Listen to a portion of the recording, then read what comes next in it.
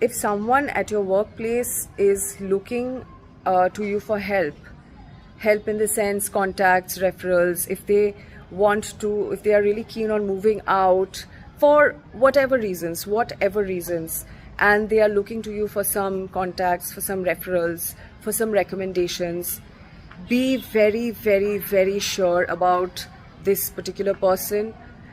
Be very sure about their track record. I'm not saying that they have to be a star performer or something like that, but they can be someone who's consistently delivered, or someone with that brilliant spark of ideas, or someone who's like an astute strategist.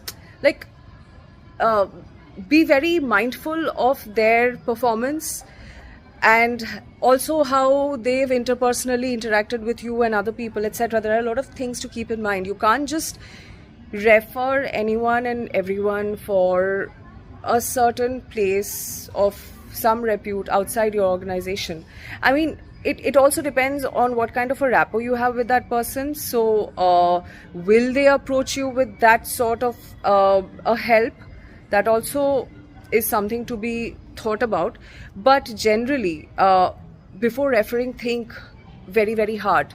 Okay, keep these things in mind, because after all, you also have built a sort of a network, even if you're not very out there, even if you're not like always posting on LinkedIn or always like seen in events, but you have built some sort of a reputation through your years of experience or exposure or whatever it is, in whatever area it is, right? So you do not necessarily want to disturb that space.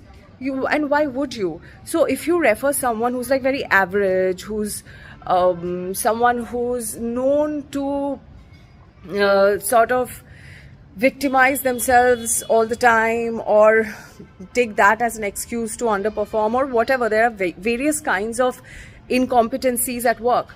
So if that person is someone who displays those kind of traits, be very careful before you recommend them to within your known circle. Okay, so this is something you have to keep in mind.